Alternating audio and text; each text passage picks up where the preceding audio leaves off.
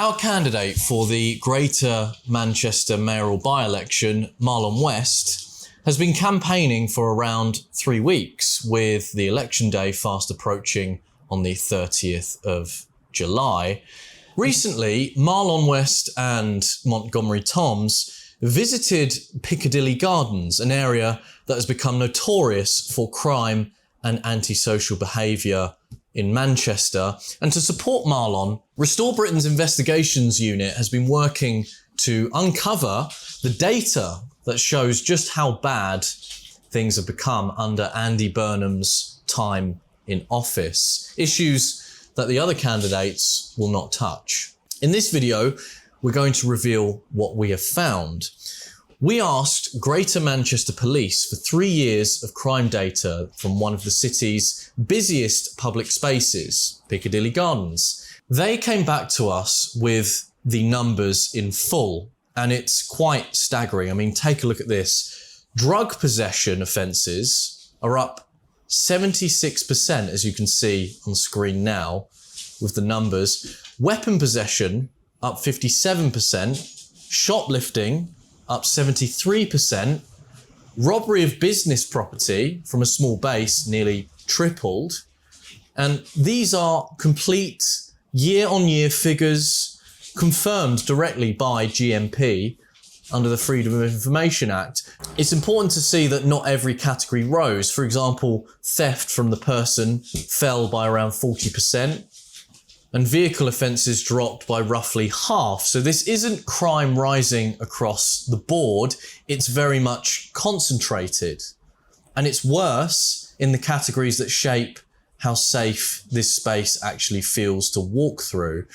Drugs, weapons, and theft from shops. This data spans just over 3 years, so April 2023 to this summer in 2026, covering the end of Andy Burnham's second term as mayor and almost the whole of his third, right up to his resignation in June 2026, where he decided to step down and challenge in the by-election after that particular Labour MP decided to resign to become the MP for Makerfield. In January this year, Burnham's office announced a police precept rise, part of which is funding a new dedicated police hub for Piccadilly Gardens, and cited a 15% fall in what he quotes as neighbourhood crime across Greater Manchester over the previous year. That city-wide figure sits next to what we have found in this one location under the Freedom of Information Act. Drug offences up 76%, weapon offences up 57%, shoplifting up 73% in the years leading up to that announcement. We believe that someone hasn't really been showcasing the full truth here. And this is just one FOI that we've submitted to acquire this data. We also asked Greater Manchester Police to break down suspects by ethnicity, and they provided the data, but with a major caveat. And we think you should see this for yourselves, as you can see on screen. In most offence categories, the largest single group isn't any named ethnicity, it's suspects with no ethnicity recorded at all. We've gone back to GMP to ask what exactly does that mean? Whether it's because no suspect was ever identified, or because a suspect was identified but their ethnicity wasn't simply logged.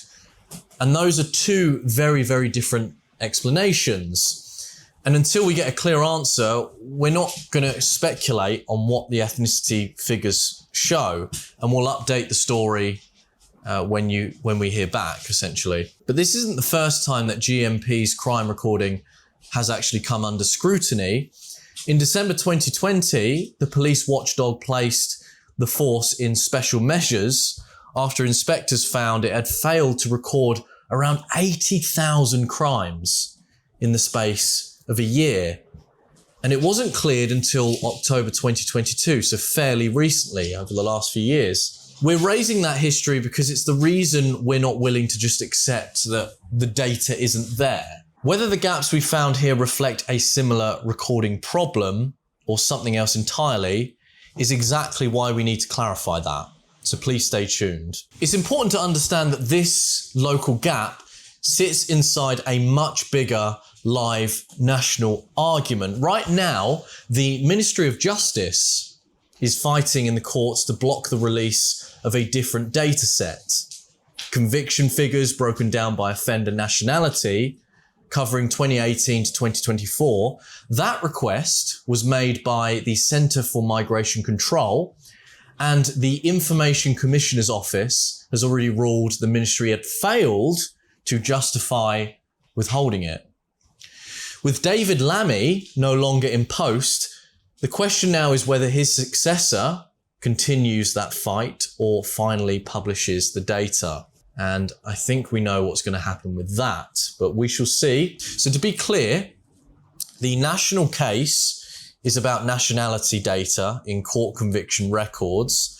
Our investigation under Restore Britain in Piccadilly Gardens, our data is about ethnicity of subjects in local policing records, and it's a separate FOI to a separate authority, obviously. But both point to the same underlying question being asked across the country right now, and that's how much crime data are we actually allowed to see, and why is so much of it incomplete or contested?